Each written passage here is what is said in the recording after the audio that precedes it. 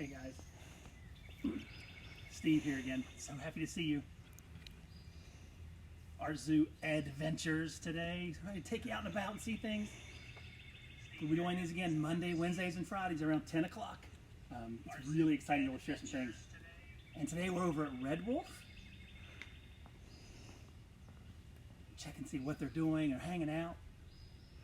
It is kind of interesting being here at the zoo and the zoo's closed. One of the neat things is that the animals are like, hey, this is new, this is different. So we're seeing animals like the red wolf be a little bit more active, which is kind of exciting. Coming up around the corner, can you see her? She's checking out an elk antler. Moving around. That was Pigeon, and we'll tell you more about her in a little bit. But this is so exciting. One thing I want to say, some of you guys may have tuned in last week for gators, and thank you so much for doing that. We had a blast, and it seems like you guys did too, which is really exciting. But one thing that we caught on, you guys were asking so many amazing questions, we didn't get to answer them all. So today we've done a little bit of something different. We have some of our researchers here online with us. They'll be answering some questions. I think it's Drew, I think Rich is out there, Chelsea, one of our educators, is there, and educator Leslie is also helping with the questions. So hopefully we'll get through them. We still haven't got through all your alligator questions, and that is so cool. We apologize for not getting to them all, but hope to do a little bit better today, because we have some extra help. Talking about the red wolf. Flint back there. The red wolf, a little smaller than grays, a little bigger than coyotes. Those long, spindly legs, those thin legs. Kind of helps identify what's going on. Look at that. Oh, sorry. We caught you, didn't we? Rolling around, might be marking something, like make sure what's going on. That's Mr. Flint. Behind him is a puzzle feeder. You might see that kind of white rock out there. It's actually some PVC that's been painted. And there's food inside of it. He's going to have to... Oh. He's going to have to move that around and have things fall out. Might be some food scattered throughout the habitat today. Oh, this might be all about them today. You guys don't need me at all today, do you? Some other things that the keepers have put out there today is some red river hog bedding and some poop. They're checking that out too. It's just another way to stimulate the animals. In the wild, red wolves will be sniffing and checking things out, finding out who's there, what animal came by. So being able to put those scents out there for the animals to interact with and find, that's a form of enrichment, encouraging and giving the animals opportunities to do similar things they might be doing in their natural spaces. They were putting some oils and some other scents out there.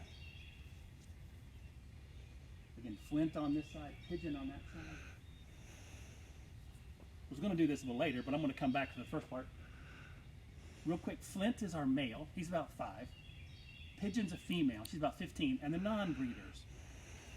This crew's not breeding. Pigeon's just a little bit old to be breeding right now, so we're not going to be breeding these two. I think there's a question. We had a question asked if wolves hibernate. Do wolves? Nope, they sure don't. They're going to be active. You may have seen like the gray wolves up in the far, far north. They're always active out and about hunting. These guys are too. These guys are not going to be falling asleep. They're going to be active year-round. The only place in the world you can find these guys is right here in North Carolina. Check this out. I got a globe coming in. I got a gloved globe coming in. Thank you very much. So here's our globe of the United States, or of the world, all around. So here, South America, here, we have the United States, right? So on this entire globe, the only place in the world you can find them is in the United States. And in the United States, the only place in the world you can find them is North Carolina, over here. And in North Carolina, the only place you can find them is a little tiny place in Alligator River National Wildlife Refuge. It's a small place on the eastern coast. Let's see where that is too. I'm going to throw the globe to the gloved wonder over there. Thank you, Wendy. And here is a map of North Carolina. Can you guys see that okay? So we are right here right now. There's Asheboro, North Carolina. That's the North Carolina Zoo in this purple dot. So remember, United States, globe, North Carolina, Ashboro, the only place in the world you'll find the red wolf in the wild is over here in Alligator River National Wildlife Refuge and a few counties in that space. So look, that's it. So take that big globe and do a little pinprick of space. It's the only place in the world you'll find these guys. And since we're talking about that really limited thing, I want to change up a little presentation a little bit. I'm going to talk about numbers real quick. Get this, in that little tiny space, in the wild, red wolves. Oh. Hi, we're talking about you. He's like, yeah, whatever. I want to do this with change. I'm going to show you guys something. So in the wild, in North Carolina, there's only about 14 cents. Somewhere between 14 and maybe, if we're lucky, 30. That's it in the wild. So 14 to 30. Think about when you are in school. Think about when you're in class, when you've been out and about. How many times you've seen 14 people? Oh, I just lost my dime. When you've seen 14 people together, or maybe even 30 in some of your classes. That's how many red wolves there are in the wild total. That's how many red wolves there are in their natural space, between 14 and 30, and that's it. That's not very many. There are some challenges to them even today. And we'll talk about some of those challenges in a little bit. These guys are messing my talk all up. I had a plan and everything for you guys, and they're all over the place.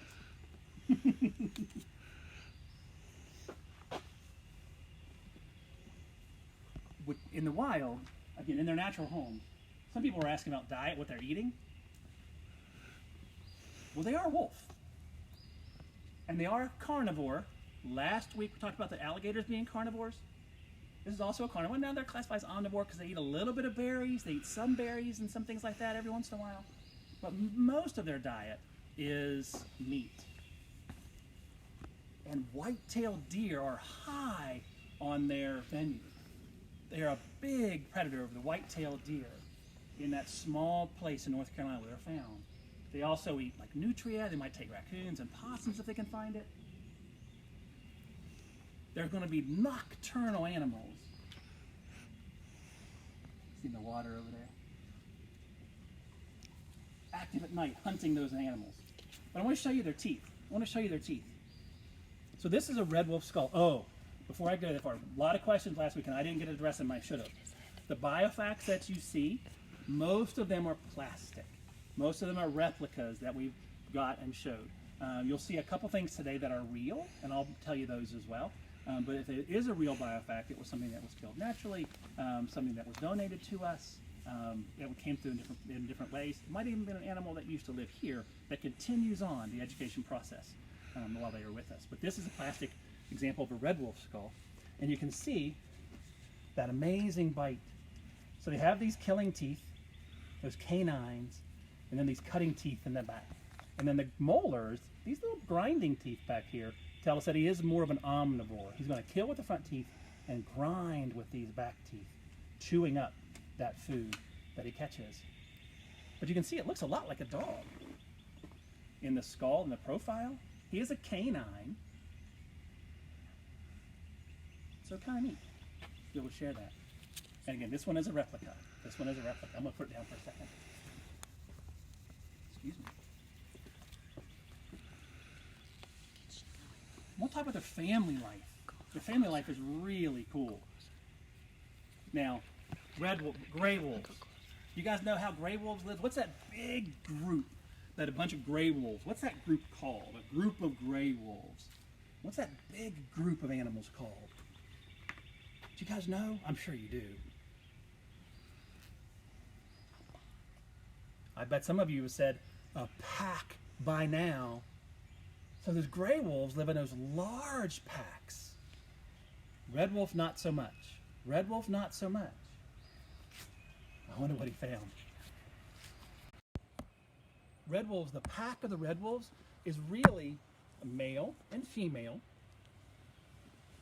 Their offspring and maybe a couple years of pups after that. So the mom and dad, male and female, this year's pups, and the pups from a couple years ago. So that's the pack life in red wolf world. So it's not these massive, these very large packs you see with the gray wolf from Yellowstone and Alaska and places like that. The pack of the red wolf is always a little bit smaller. But it's kind of cool that the offspring hang around, because the offspring, let's say from a year or two ago, help raise this year's pups. Comes Pigeon back through. And breeding season, by the way, is wrapping up right about now. January to March-ish. There he is. We'll be having pups a little bit later on in the season. Last year's pups may stick around to help raise this year's pups up. Oh, I've got to get out of that picture. Again, this is Flint. There you can see standing on some of the enrichment that was provided for them. That might have been red wolf bedding.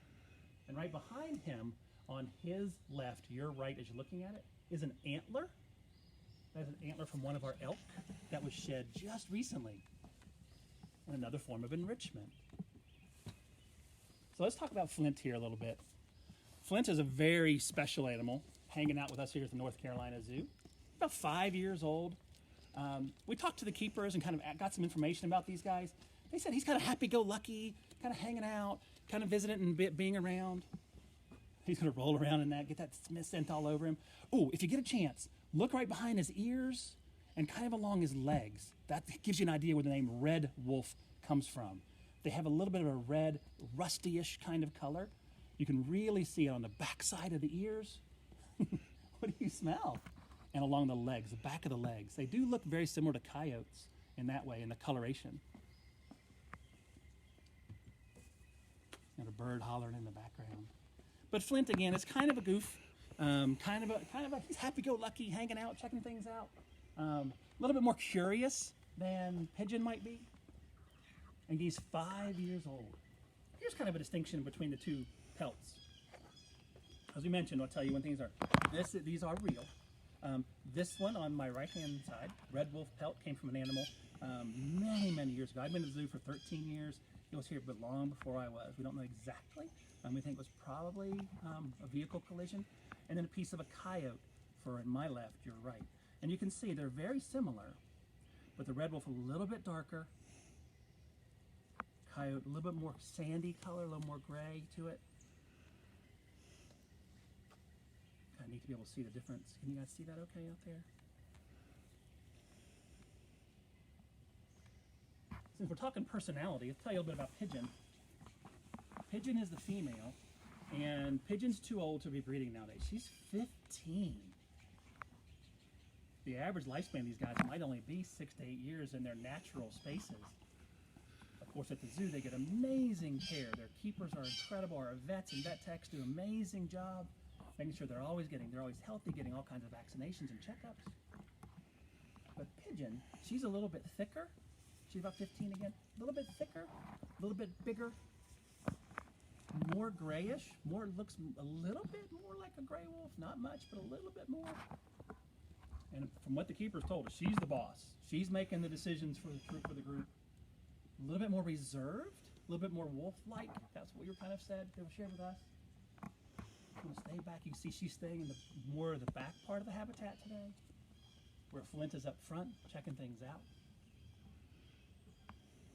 So we have these two wolves on habitat, on this space. So the animals that you come and see when you're here, when we're open again, when you come and see them, you see these two. You see Flint and you see Pigeon. But we have 19 other wolves in a breeding facility here at the park. You mentioned earlier, their numbers are so low, between 14 and maybe 30 in their natural spaces. But here at the zoo and in other places, there's well over 240 of them. 240. So 10 times as many, possibly. And the reason for that is to try to maintain a really good population under human care. The wild, those natural spaces, are hard to find these days. But if we can find a place to eventually maybe release these wolves back into, you have to have a population of wolves that are making more wolves. So the zoo and the North Carolina Zoo and many others are part of that breeding program, the SSP, fancy science zoo phrase here, SSP, Species Survival Plan. So somebody knows, there's a stud book, there's a person in the AZA world, the American Zoological Association, kind of our governing body, that is kind of aware of all the red wolves that are out there. Of course, last year at the North Carolina Zoo was really active in this program. So they know where all the wolves are, and they're trying to put the most distantly related wolves together. Why would you put distantly related wolves together? Why not just willy-nilly just put all kinds, whoever you want to put together. Oh, he likes her, let's put them together. Can't always do that, can you? Do you know why? Why wouldn't you just put these guys together? Why select? Did you go down the genetics path a little bit? That science path again?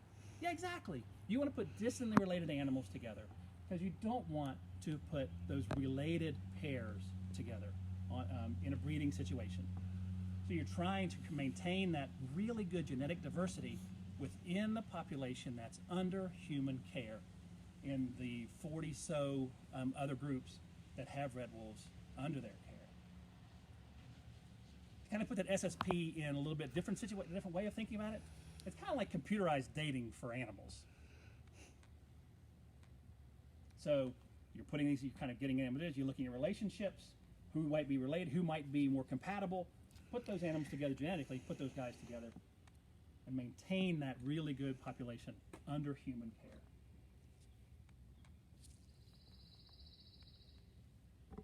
So what happened? What happened to the red wolf? Well, unfortunately, in the early 1900s, there was a lot of issues. There were bounties put out on these guys. So the people, they were being hunted just because they might kill a lamb or a sheep or goat or cattle, calf. Because they might do that. There was bounties put on these guys. People were afraid of them, the big bad wolf and everything. But they're really shy. They're very secretive typically. But in about the 1960s or so, their population in the world, not even in their natural space, but their population in the world got down to about 17 animals. That's all that was left in the world, 17.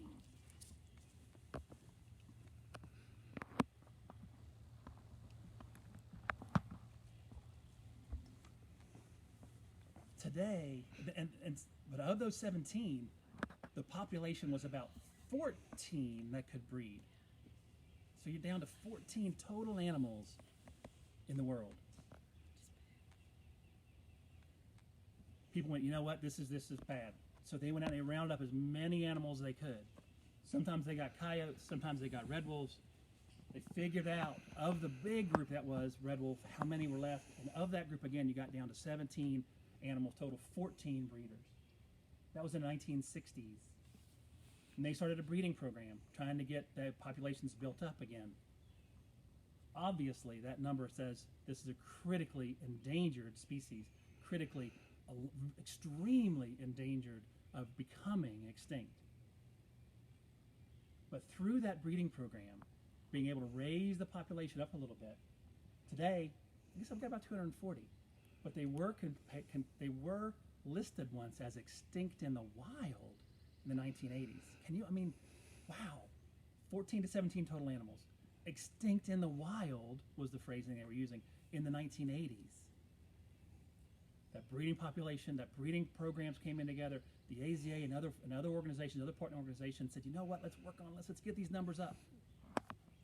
And today, over 240 found in those institutions, those facilities, and those zoos, and other partner organizations as well.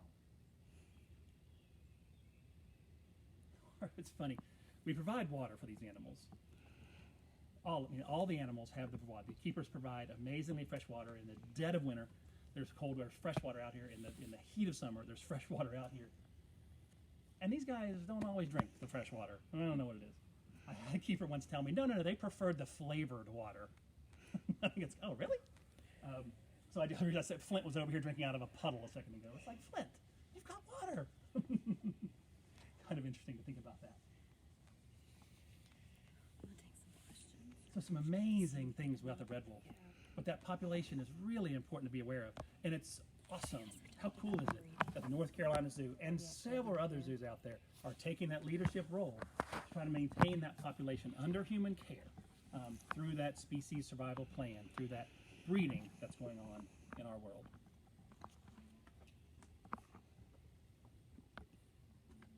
We have been lucky here at the North Carolina Zoo to have several pups born. We don't have any right now. Remember, breeding season is just wrapping up. So that breeding program is successful. I hear a little bit of a rumble back there, and so do they. You can imagine their senses, sense of smell, sense of hearing, really heightened.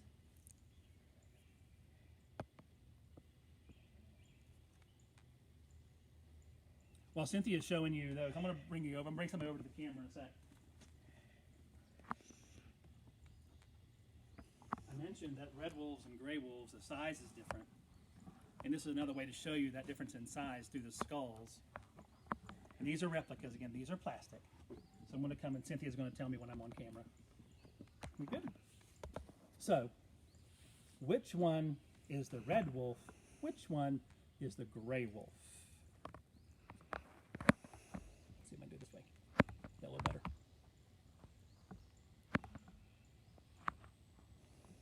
Which one is red? Which one is gray? If you said the one in my right hand is the red wolf, nice job! Absolutely.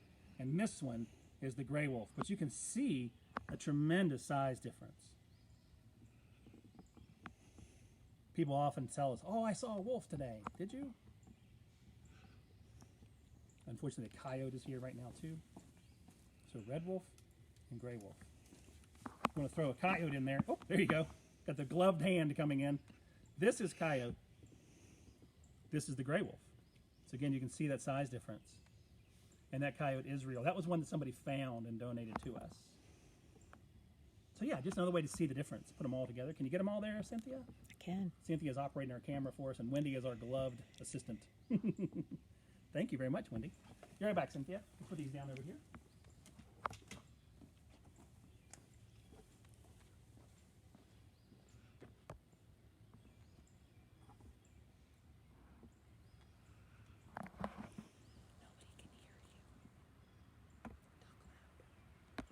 A couple more things. Where'd my voice just go? Holy cow. A couple more things that I want to share with you. Excuse me, guys.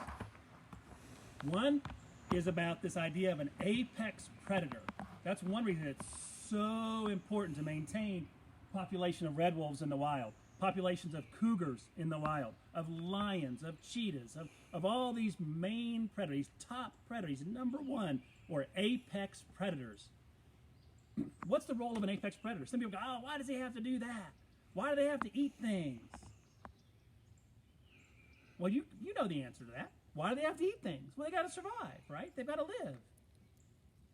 And most of these apex predators, they're not taking the really vibrant, really healthy animals, are they? A lot of times they're taking a little bit sicker, maybe a little bit older. So they're maintaining a balance in the ecosystem, in the habitat where they're found. They're maintaining a balance. I'm going to move my microphone up a little bit. Apparently I'm not being as loud as I have been in the past.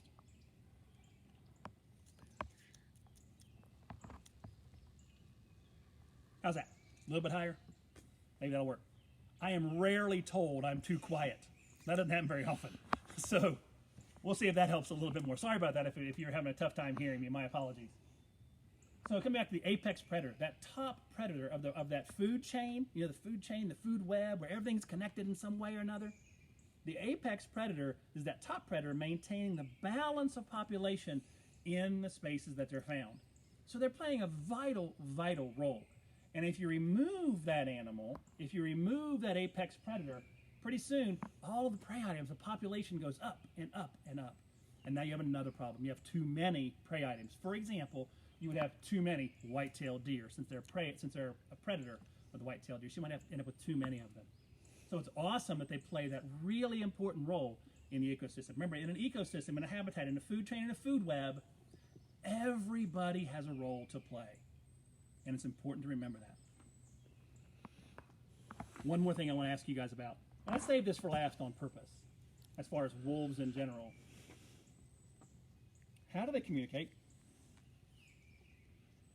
And right now, I have the strange feeling that there's some howling going on, I hope, on the other side of the camera. Maybe you can share some of your howls with us. That was kind of a spooky howl for October 31st, I think. Did you catch him rolling around in the rock over there? So yeah, these guys howl, and they yip, and they bark as well. Now these guys don't have that really low, that kind of real broad-based howl that you've heard with the other wolves, or with the gray wolves. But they do howl and yip, and it's kind of cool with the North Carolina Zoo. We get to hear that sometimes, and maybe you have too.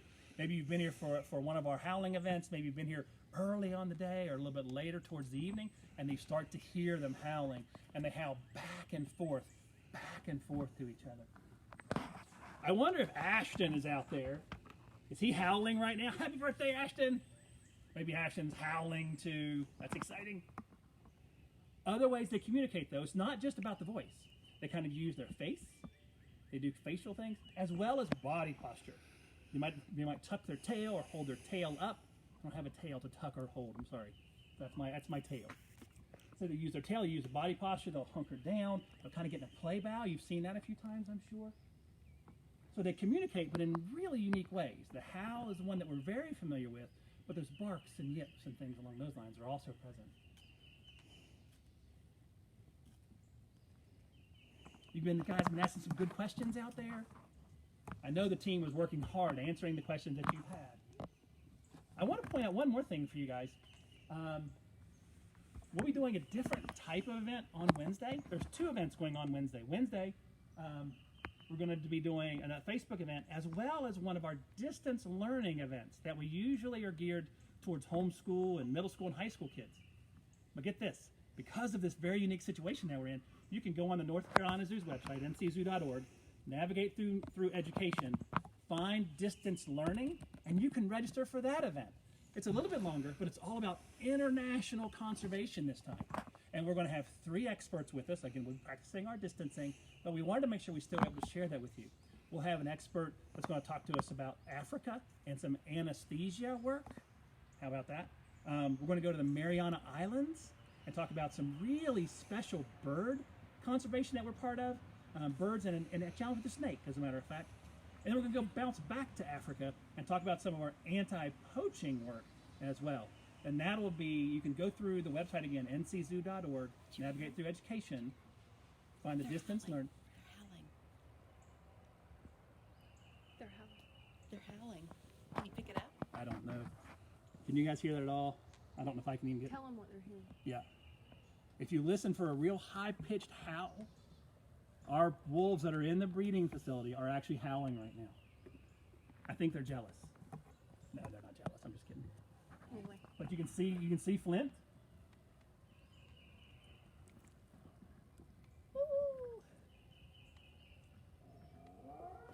Yes!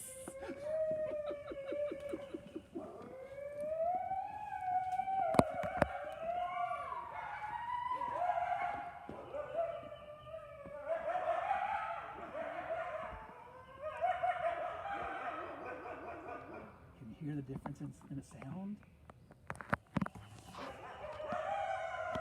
Are you kidding me? This is awesome. You should see the people. There's a couple of coworkers here. They're all jumping up and down. Yay!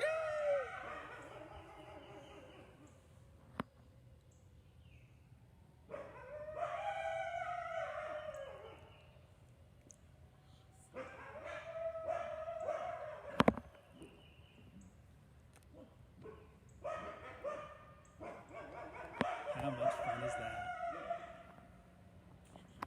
I think I'm getting played off the screen here, actually, so I'm being done. I think they're done listening to me, too. We actually have a lot of people asking why they're howling, Why? so. Answering the I really want to let them howl. It's so much fun to hear. I'll answer your questions in just a second, guys. It's so much fun.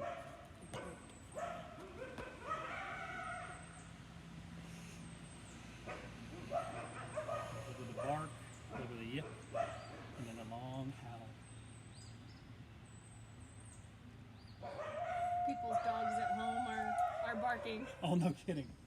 You guys are awesome. We truly appreciate you guys when you share things like that because it brings us all together, right? It kind of makes it all one big family. I know that we're closed. I know you guys, some of you are hunkered down. We're so excited to be able to bring the zoo to you. And when you share what's going on in your place, that's pretty cool too. They're not going to let me get a word in edgewise.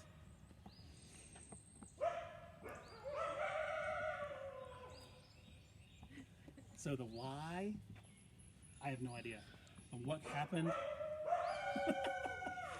What happened in the back scene with the other wolves in the breeding population? They could have seen something. They could have heard something. And when they started going, our wolves, the wolves that you see here, Flint and Pigeon, are like, hey, what do you guys see? Let me talk to you. Cynthia's going to try to get another shot. I'm going to get out of her way again. So yeah, I wish I could tell you why. You know, in their natural spaces, they'd be howling to kind of bring the pack back together. Be howling to find location. Who's where.